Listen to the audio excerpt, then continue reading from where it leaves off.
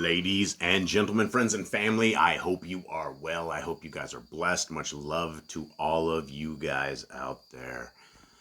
Thank you so much for being a part of this reading. Thank you so much for being a part of this family.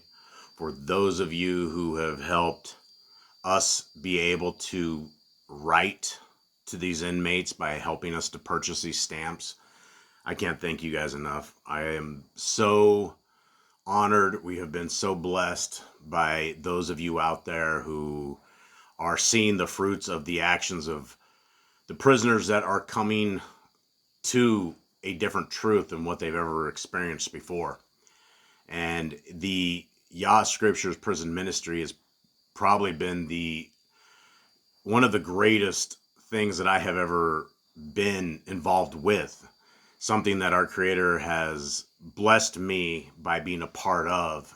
And it is something that is it's not an easy task talking to these guys every single day. It's not an easy task dealing with the situations that many of them end up in. And we have been empowered by the hand of our Creator to be able to probably not solve everything, but we're able to solve some things, and we're able to be a little bit effective. I would say that as we are growing within this ministry, that there are more and more brothers and sisters that are coming to the truth of our Creator. And it's just like a lot of you guys out there. A lot of you guys come to the truth of our Creator, and you don't have to go to death row before the hand of the Creator is exposed to you, that you are able to see the truth. And a lot of these guys that I talk to, when they are coming to the fruition of Torah, when they come to the understanding of it, they would rather be in the conditions and the state they are in until they die versus being thrown to the fiery pits of the Sheol, to the bad parts of Sheol, the parts of hell. And so it's always interesting when I ask that question to my brothers and sisters in chains of, would you rather be free right now, or would you rather be with our Creator for all eternity? And so many of them are very happy where they are, literally they're not happy in chains, but they are content with where their soul is. And had they never been put into prison or even death row, a lot of them would have never opened up their eyes. And so this is reason that all of us should praise our Creator, because if you guys have your eyes opened, if you are a Torah observant person, and for those who don't know what that means, a Torah observant person simply means that you abide by the good words of knowledge that are found in Genesis, Exodus, Leviticus, Numbers, Deuteronomy.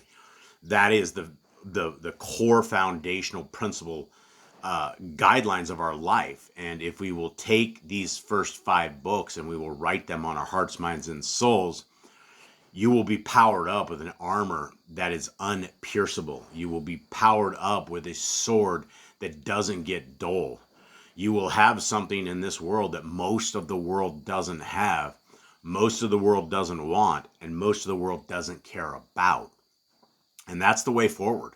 And that's what the Torah means. The Torah literally means the way forward, the good instructions. There's a lot of different definitions of it, but one of my favorite ones is the way forward, and that's what it always was. And so when you guys take that breath of fresh air inside of the Torah, when you guys take the step into the kingdom walk, it's not a hard walk. It's a very simple walk.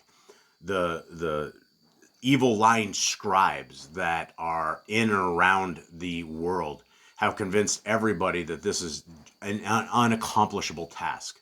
Like, there's no way anybody could ever keep the laws of our Creator.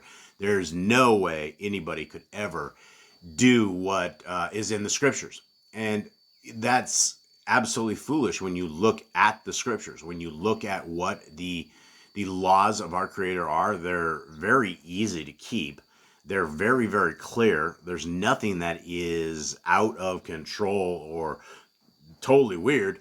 It's a very good path forward. And so I would like to encourage everybody out there to read your Scriptures, Don't just listen to people on YouTube. Don't listen to them all. And if you guys can hear it, I'm about to close my door, but listen to the jungle bugs. I just had my door open, and if you guys can hear this in the background, it's super annoying.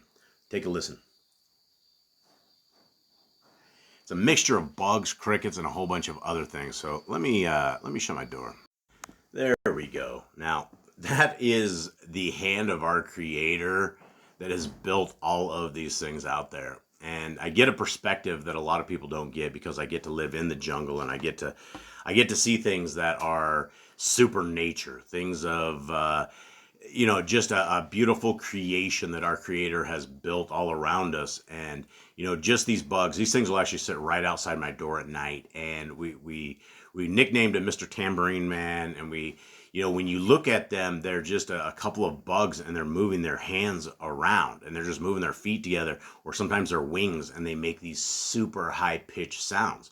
A lot of it is to attract the women or various things, defense, but it's very, very loud. And that's the thing about the jungle is we are the minority here in the jungle. And so the majority are what we call the bloodsuckers, and the ones that will come by and do a drive-by biting and will give us a big old welt on our arm. But everything you see, from the beautiful skies, or at least the beautiful skies that we used to have before our friends from the airplane club made them dark, everything that has been created by our Creator is of beauty and is of value, including His words, His laws, His statutes, and commandments. And so, guys, there's no better path than the Torah life. There is no better way forward than that of our Creator. And so as we read through scriptures, it gives us more clarity on the beauty and the intelligence and the plan that our Creator has. And this plan involves our Messiah. And our Messiah, I did a video the other day that I said, no, no, no, I am not God. And it was basically that Messiah is not Elohim. He's not his dad. And it's on the second, we have a Yahoo in the Torah 2 channel that some of you guys are on. And that one actually took off a little bit. And whenever a video takes off, you get all of these people, and they just sit there and bash and tell you how stupid you are, and, oh, look at this, and blah, blah, blah. And these people don't read their scriptures. Like, nobody reads their scriptures. When our Creator says, I am one, that's something that we should take notes. He's one. And when our Messiah says that He is not the Father, that He comes in the will of His Father, when He prays to somebody else, that's something that people don't get because you don't read your scriptures. This is why when you read scriptures, you become powered up. So this is what we're going to do today, is we are going to read some scriptures. And this is one of my favorite books of all the scriptures. This is the last book in Yah Scriptures. You guys, YahScriptures.com is where you guys can get all the free downloads. You can get the big blue book, the one that we just saw in the previous gallery that I had there. And you can also help with our prison ministry. And helping with the prison ministry is as simple as tossing $1 in and helping us buy stamps. $1 will allow me to get one full email round trip to my brothers and sisters in chains. And so as we are into the 2,100, 2,200 emails that we have sent and received inside of this ministry, you can see that it's expensive. And so every last person that throws anything in goes to stamps, and we really, really, really, really appreciate all of you. So let's get into this. This is the book of Khalidi, the book of the Nazarene, chapter 18, verse 22. Messiah's hanging out, being challenged, like everybody always challenges him, and he will always rise to that occasion and always come through. 22. Not all the Parashim were opposed to Yahushua. Only a few allying themselves with the Herodians because of him. One of the latter came to Yahushua trying to trap him by asking, Adonai, your sincerity is established and your impartiality known. Help us, for this is the time of taxing. Shall the Hayekel tax be paid to Elohim or to Kaiser? And there's a couple things here that we can take away right out of the gate, is that not all of the Pharisees were against our Creator's Son.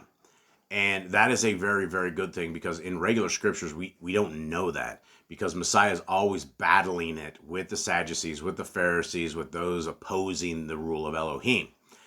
So this guy is asking him a trick question. This is a very, very tricky question, because the answer to this, if you say that you're not supposed to pay taxes to Caesar, to Kaiser, then he's going to come and throw you in jail and maybe kill you. You never know. So that's the question. And Yahushua said, "Show me the coins you used to pay the tax." And one was given to him. Yahushua held it up and asked, "Whose likeness and inscription appear on the coin?" They said, "It is Kaiser's." Yahushua said, "Do not give to Elohim the things which are rightly Kaiser's, nor to Kaiser the things which are rightly Elohim's."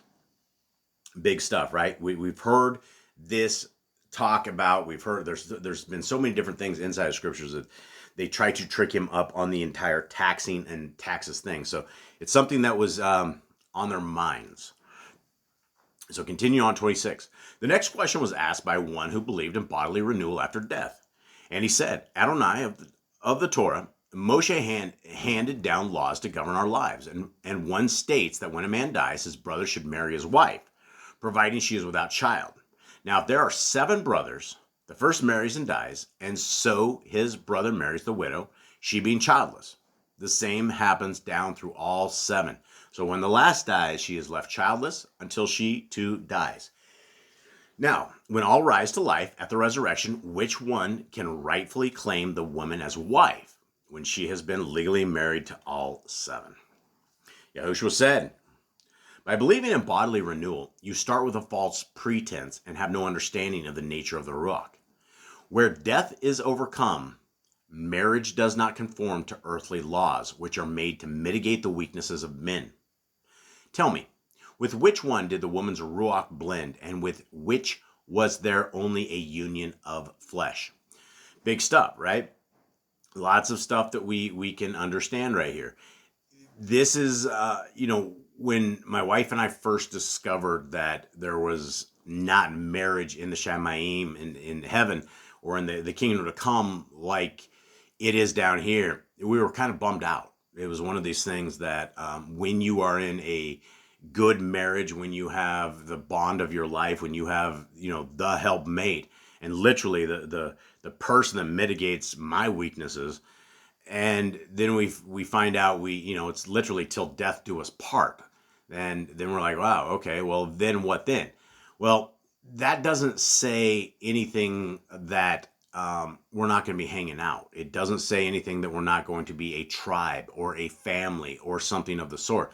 I truly believe that we will all be hanging out, both as a family that we have down here, as well as husband and wife. You don't need to necessarily be married like we are down here, because when you look at marriage of today, it's a government construct. The way that marriage is, and it's essentially a way of keeping land together. And when you look at the government's idea of marriage, it's a lot different than the way Elohim has us in the ways. And so the question that Messiah asked them was, which spirit did the woman's spirit bond with? Which one was she kin with? Which one was she not just a friend, but like a soulmate, as they say? So continuing on, Yahushua said, "Concerning the awakening of the dead, do not the Kodesh books declare there's only an Elohim of the living? This is true, and those who believe otherwise are in error. When all life is supported by the arm of Yahuwah, how can he be the Elohim of the dead?" So lots of stuff to discuss in this. We know that when we are in the kingdom to come, that everything is going to be different. We're not going to be the same human side as we are now. We're not going to have the same kind of abilities of human flaws that we will get ourselves into. And I'm not saying human flaws in the way that our Creator has flawed it. It's in the way that we conduct and that we carry ourselves, that we are easily deceived. We are easily fallen into sin. There's a lot of things that as we get older, we get stronger, and we figure this out, but it's all a lesson. It's all a life lesson. And to getting from point A to point B, there's there's just a lot that we need to do, and in keeping ourselves kingdom worthy, and having this ability that when our final breath is here, that we can open up our eyes into that kingdom. That's what Torah keeping is all about. That's what having the faith in our Messiah is all about, is that we are accepting the government of the future by living the government of the future now. And living the government of the future now simply means that we are keeping the Torah. We're not going to be able to walk this land in sin and do whatever we want to do and take our last breath and get a choice. Okay, now you can keep the Torah if you want to keep the Torah. Because if we have walked these lands in all this time and have not kept the Torah as now, it doesn't concern us, then there's no hope for us in the afterlife. And so everything, the entire afterlife, is all Torah based. 29. Many people believed in Yahushua and had faith in his teachings, for they said among themselves, "Would HaMashiach show us greater proofs than this man?" Because of the things said and done by many concerning Yahushua, those who held power, fearing a disturbance, sent guards to seize him. But he said to the captain, "I am here for a few days, and then I must go, following the path of my obligation. Seek me then, for I will be in a place beyond your reach. I follow a chosen path, and none may follow. We each have a duty, but you have discretion whether to take me or not. My frailties say, go with him, but my heart calls me to duty." The captain of the guard said, "Whom do you serve so dutifully?" Yahushua replied, "I serve Yahuwah." Okay? And this is this thing where these people that will rage on you about the Trinity don't read scriptures, have never read scriptures. Like, they believe something that some other person has taught them that is an error, because this would be crazy, right? If he was Yahuwah, why would he say he serves him when he is him? Why? Obviously, I guess Yahuwah would serve himself, right? Taking care of himself, like us. We all serve ourselves. We serve ourselves breakfast. We get up in the morning. We serve ourselves by dressing ourselves, right? But when Messiah says, "I serve Yahuwah," it's another clear statement that he is not him. He's not Yahuwah. He's the Son. Then the captain said, "The Kohanim serve Yahuwah, and you are not a Kohen. And it is said, you call yourself the servant of man, but who is he?" Yahushua answered, "The service rendered by Kohanim is meaningless unless it also serves man. For service in the cause of Elohim is likewise service in the cause of man. Can your sword arm serve one master, and your shield arm serve another? And your shield arm another?" That's we can't serve two masters, right? That is a theme that we have heard inside of scriptures. Our Messiah has said it. And there's a lot of different masters that we as human beings end up serving. A lot of them is money, right? Money, money, money, money. Always concerned for money, always trying to get from point A to point B. We're concerned with this and that. And it's one of those things that, as concerning as it is for us as humans, and that it is a flaw. It is a flaw in our human forms, that we are not trusting in our Elohim, who has made the birds have infinite food, right? Out here in these jungles, I never see a bird with a little sign that says "feed me." Everybody's out singing, everybody's out digging through the ground, everybody's out eating stuff. The flies will come in mass down here in the jungles. It's like the flies of Mitzrayim. And it's just like they have like 2 or 3 seasons down here where the house is loaded, and it's just, they're everywhere. And then you go outside, and then all of a sudden you see thousands of dragonflies, and they're just sitting there, and they're just pounding down these flies and these mosquitoes. And you look at all the dragonflies, and you look at the cycle of life, and it's just an amazing thing. And so we're not going to be able to serve two masters. We're not going to be able to be in fruition of just finding money and not serving our Elohim. This is why a lot of us struggle. A lot of us struggle with the whole mammon thing. A lot of us are always on the grind, trying to make sure that we're able to survive. And there's nothing wrong with surviving. But as far as sitting and worrying about this day in and day out, when we have a very, very powerful Elohim that loves us and has given us clothes and a house and a body that's functioning, right? He cares about us. This is the same love that a father has to his children. And so as we are sitting here worrying about these things of the world, this world will pass away, right? Money comes, money goes. Stuff comes, stuff goes. But the servitude that we have where we need to follow our Elohim must be the forefront of everything. And he'll provide. He has provided for my family through times that are just incredible. Things that are just, we're on death's door. We're at the very end of our wits. The straw that broke the camel's back is right there. And a miracle comes through. Our Creator comes through. And he always has and he always will. And that's the same promise that he has for all of us. He didn't create you as a fine specimen, as a beautiful human being to just be killed off, right? There's always a plan, and there's always things that we can do that are contrary to good understanding, things that get us into trouble, right? Walking in front of a car, right? Jumping out in front of a car, things like this, right? There's human nature problems that we have. But as far as sitting and dwelling about, are we going to be able to afford food next month or next week or tomorrow? Just trust everything in our Creator. Continuing on, the captain said, Adonai, I can see you are a man dedicated to duty. Whether your cause be just or unjust, whether you be friend or foe, it is not within my understanding to know. But a man whose heart is ruled by the demands of duty, I can understand. I will tell those who sent me that shortly you leave for a distant place where none can follow, and they will leave you alone. When those who sent to have Yahushua taken away heard this, they said, perhaps he goes to the Yawanites or the islands in the sea. Therefore, we will ignore him. Now, a lot of people don't understand what this was. But back in the days of our Messiah, this was, you're only dealing with two separate tribes. You have the tribe of Judah and you have the tribe of Benjamin. That was the Jews of the day. Those were the people who were in and around Judea, Jerusalem. These are the people Messiah was directly with. And when even Paul came out of the tribe of Benjamin. And so who are the Yawanites? Well, we're talking about, there's millions of tribes. There's not millions of tribes. There are millions of people within 10 different tribes that were taken into captivity that are still into captivity to this day.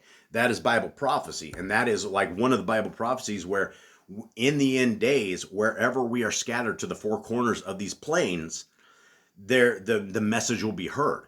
People that are able to open their eyes, people that are willing to open their eyes. We are these lost 10 tribes of Yisrael. And how do you get into these tribes of Yisrael? Well, you first start obeying and knowing and learning the first 5 books of scriptures.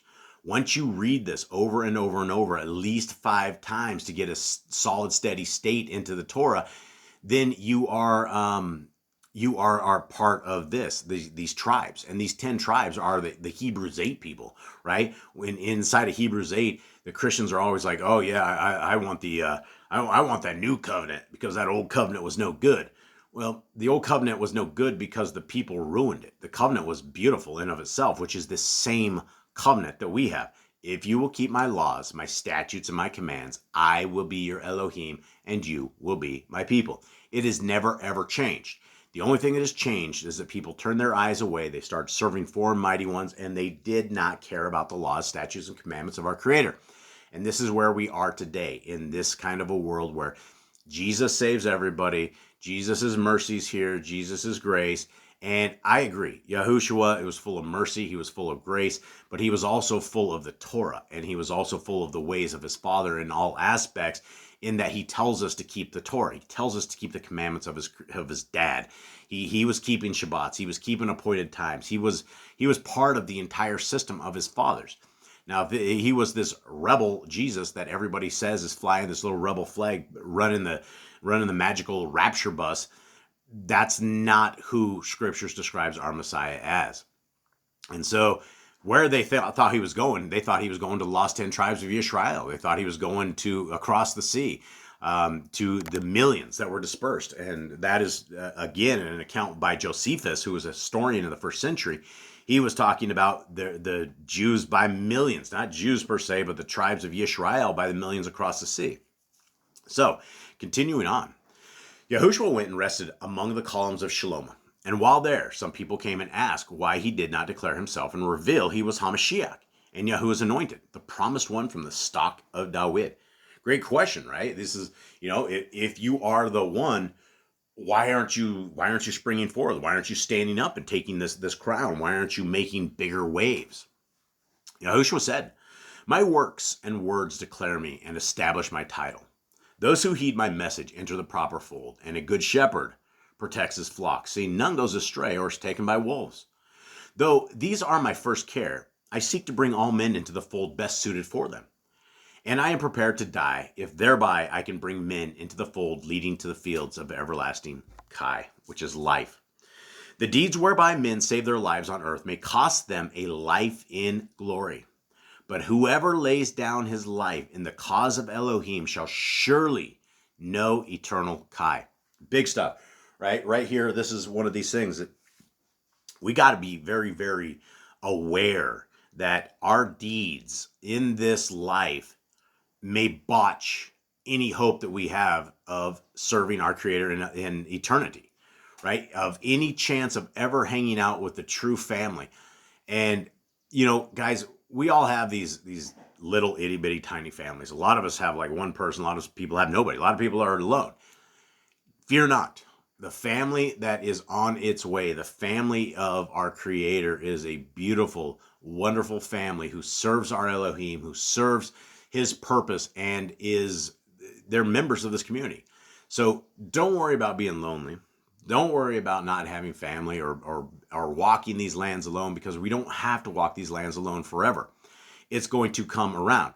But what we do need to do is be very careful that we are protecting our soul, which is a commandment in the Torah, which is to guard our soul. Guarding our soul does not look like the world, having all food made cling, nailing the laws to the cross, having no moral compass. That is not how we protect our soul. And so what deeds is Messiah talking about where it may cost us our lives, right? What about the deeds of searching for mammon, where mammon and the search for money overtakes our family? What happens when we're out there just grinding the 8-ball, trying to get all this money, and we take our eyes off our kids, and our kids start running amok because their parents are off just chasing that almighty dollar bill, or worrying about it and doing all this kind of stuff, right? We have to be very careful that we have deeds that line up with the Torah. That's why we must know the Torah. That's why if we don't know the Torah, we're in danger. We are in dangerous territory. We don't want to be there. Continue on. Let's continue on this. And I'm probably, all right, we're running it today, guys. This is my message for the wealthy. Enjoy your ill-gotten goods. Console yourselves with comfort and by the fickle goodwill of men. Hardcore stuff to hear, right? If you got a big bankroll and you are living your best life now, Messiah says, hey, have fun. Enjoy it. Do the Joel Osteen. It's your best life now, right? This is scary stuff to hear. Enjoy it, right? Messiah doesn't say anything other than if this is what you want to do with your money, make sure that you are building the kingdom of Elohim with your money. Make merry while you may. This is for all the rich and people that don't care about the Torah. Close your eyes to the harshness of reality, for the day will surely come when your body weakens, the pleasures pall, and you glimpse the dark doorway ahead. Yeah, that dark doorway, that last breath. And it's over. Your body, everything stops. And all of a sudden your soul is on its way to a certain spot. And it's all going to happen, right? Every single one of us. Nobody knows when we're going to die our last or be our last day alive. We can simply accidentally get hit by a car. We can simply do something falls. I mean, there's so many different ways to die. The other day, let me tell you, this was, and as we get closer to scriptures, there's a demonic force that attacks my family and I. And it was last week. It was last. I think it was Friday, right before Shabbat, and 3 times in one day, we literally almost died in my truck. Just a normal day, trying to do just some normal, finished our business stuff. One of the events is we're doing a home delivery because we cook, cling food for people, and we freeze it. And so there's a lot of people, and we deliver the food to them. And so we were delivering the food, and the maps down here are crazier than probably the maps in the States. And it took us to this road where the road stopped. And it got so steep, my truck started sliding down this, and I'm telling my wife on the phone, we're done, it's over. I couldn't stop, the brakes were on, and I'm just rolling along the rocks, and the truck are just rolling deeper and deeper and down. And I thought that was over. And finally we got to where, Eli and I were like, this is obviously the wrong place. We're like on the side of a mountain, and we almost died one time. So we tried to turn around on this little mountain road. And when I was going back up, what I had noticed is the road was gone. There was a huge crater in the road. And when we were sliding down it, I didn't even feel us go through the crater. So basically, I locked this thing into 4-wheel drive, and I'm looking over the side, and it goes completely down. And people have like thrown trash bags. I guess it was such an embankment. People are just throwing trash bags. So I'm looking down this, and I'm like, I told Eli, I said, I don't know if we're going to make it out of this. I have no idea how we do this. So I gun it. I dig it, and we're starting to dig, and I'm sliding nearly off the side of the mountain. It just keeps going. And twice at that moment, the hand of Elohim has completely saved our lives. And it dug out of a nearly impossible dig, even with a big 4x4 truck. It was something that very much we could have completely died. So going home, I had to do yet one more delivery at the end of the day. And I'm driving down the road, and all of a sudden we hear this weird sound. And all of a sudden I'm doing like 60 miles an hour. I can no longer turn left. I can no longer turn right. The steering wheel has seized up, and everything, it started smoking, and I had to give it, I'm a big guy, and I had to give it everything I could to barely move it an inch. And I got it off the road. We popped the hood. The serpentine belt had like caught up with the other belts, and it had ripped everything out. The radiator was completely toasted up. But it was one of these things that my wife drives that truck all the time. And it was something that, had that not happened to me, I don't know so much as she would have lived. And it was even very, very sketchy. And so we get the tow truck, and we lose the truck. And it's all of these things. And I'm telling you, the closer we get to putting these scriptures out, the harder it is for us to survive, because the devils really hate this. The devils hate us in this prison ministry. I don't know what it is about the prison ministry, or that Satan thinks everybody in prison has already sold their souls, or the souls are already gone. But as we get to these points, and this is a huge point for us, because these little scriptures, there's some prisons we cannot. Arkansas, I cannot get a Bible into these prisons. They won't allow Amazon books. They won't allow anything. But I can get a smaller scriptures in. And so now I have a huge list of all my brothers in Arkansas that, as we get these paperbacks, then we're going to be able to just flood them into prisons. And I believe this is what the hand of Hasatan does not want. He does not want people reading scriptures.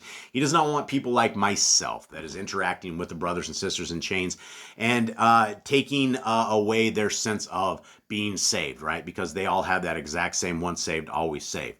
So I just went off in the weeds here. So let's try to get back into this. But be careful, right? We never know when our last days are going to be. And if something happened to Boss Clan, understand that the hand of Hasatan is very, very, very active against us in all things. But we have the hand of Yah, and the hand of Yah knows all of this. We have messengers that have been deployed. I guarantee you, without a shadow of a doubt, these messengers lifted my truck off the side of a mountain the other day in the most miraculous form. So understand, things are against us, but we got the power that is there. So continuing on into this. Be certain that the only welcome, this is for the rich folks and those who are Torah-less. Be certain that the only welcome you will get from the other side is from Ruach of darkness, who will escort you to a proper place in their dismal abode. That's sketchy. I don't know if you guys, there was an old satanic show way back in the day called Ghost. It had like Patrick Swayze, I think Demi Moore, a bunch of Satanists. But I remember that scene when somebody died and these ghouls and these ghost things would take them, and there would be like this screaming sound as their souls were taken off. And this is what I believe it is going to be. That moment after we take that last breath. And there's stories of Anton LaVey, who was the Church of Satan. There's just a real big demon guy, total Satanist. He followed Aleister Crowley and all these other demons, Jack Parsons, and just these demons that are out there. And it was said that on his deathbed, he figured it all out, and it was just way too late. And now, we can struggle with, weeks and days and years, and man, this time is taking forever. We're just in such a rut. Nothing good is happening. But guys, we're talking eternity. We're talking 120 years is nothing. It ain't a thing. Remember, 1,000 years is a day to our Elohim. And so he's only on day 6 of this creation of what we are doing right here. It's nothing for him. And so when we are decades, years, centuries, billions of years later, none of this is going to seem like it's just going to be a fleeting memory. Something like when we were kids, a memory we had, and it just kind of comes and goes. That's what I tell all my brothers and sisters in chains. I know you guys have done some evil stuff. A lot of you guys, most of them, have down for murder, down for terrible tragedy things, but they're being held against the Torah. They're being held un-Torah-like. Based upon Torah, if they were convicted at the behest of multiple witnesses, they would die immediately, right? We would not keep this stuff in our presence for years and years and years. And that may seem cruel in of itself, but when you talk to these guys that have been on death row for 30 years, for 25 years, or doing whatever, just decades, a lot of them are ready to die. A lot of them are ready to go. They're not happy where they're at. And they would, if you gave them a choice of ending it with some rocks or spending decades and decades before they finally hook the wires into you and start killing you, I think a lot of them would just take the rocks and be done at that point. So guys, we do not want to go to that the dismal abode. That just sounds like a bad place. I think let's end on 42, because I'm thinking I'm way out of here today. Yeah, we're going on hours. Okay, because of his condemnation of the rich who misused their wealth, and nearly all of them did, the Kohanim were angry with Yahushua, for they departed on rich patrons. Okay. Right, and more things, right? Our Messiah is sitting here telling everybody, like, hey, if you're rich, you're not going to make the kingdom. All of a sudden, all these rich guys are sitting there donating to these priests and to the Kohen, to the temple, and to all these guys. Well, they're thinking about this, like, wow, boy. And Messiah's driving away the business people, right? The people that have the big money are the people who put the big money into the temple. But the temple doesn't need money made through evil hands, through evil sources, right? Our Creator can build his temple however he wants. He has done it over and over and over, however he wants. He doesn't need these rich patrons. But then you got these guys, and they're very angry. They said, "Who are you to revile your betters when you are no more than a loud-tongued beggar?" Whoa. This is hardcore stuff, right? This is the hand of money, right? This is where you take the hand of money over the hand of our Creator. And this is why you have all of these so-called religious systems, right? This is why you have all of these churches, these cirques. They were supposed to be ecclesias. We're never supposed to go build a whole bunch of churches and go drive around and go to a church on a Sunday, on the wrong day, right? We were told we have ecclesias. Most of this, back in the days, if you wanted to keep Shabbat, you would just go to a house right next door, right? You wouldn't be walking all over the place. You would be gathering together with people that were right next door to you, and you would be keeping Shabbat. So as far as all of this rigmarole of these man-made churches and all this garbage, it was never meant to be. And so you will hear all of these preachers, and they're like, "Oh, you're saved. Everybody wants saved." And when people are saved, they're like, "Oh man, let me open up my wallet," because that's what the churches do, right? If you realize what all the churches do, they take their tithing, usually most of them at the very end. Some of them do it in the middle. Actually, I think a lot of them do it at the beginning, if I remember back to what it was. And but they would also, I remember my preacher guy back in the days, he would always take another tithe at the very end. So there's like two. And so if you were able to tickle the ears of those in there and get everybody feeling good, throw the organ music and piano music, and everybody's all spiritual, and they're going to open up their wallets. And that's what this industry is about. The entire Bible industry that has been made and the entire church industry has been made has all been based upon soaking the people for money in a unscriptural way. And so if you want to give people 10% of your money, you would give, give to the poor. Don't get, all these preachers that you give cash to, you would be giving them new wine and flour and give them an oxen, right? That's how you would be paying for these kind of services. But we don't need these services anymore because we have a Messiah. Our Messiah came and he did it, and it is because of what he did and his walk that we have a walk to the kingdom, that we don't have to go to this dismal abode. And so, guys, it's all about Torah. It's all about Messiah. It's all about the complete picture. It's all about the walk. And when you are walking this walk, there is a freedom to this walk. There is a power, there is a strength, there is just a different world that we can encounter. And so, guys, I hope you guys have a great weekend. I hope you guys are good. For anybody, we go live on Shabbat. It's 12 noon our time. It's 1 o'clock. Some of you guys' times, East Coast, West Coast. It's the same time that we have every week. We'd love to have you guys on our main Yahuwah and the Torah channel. And I guess we'll see you then. And if not, we'll see you next week. Much love. I'm out.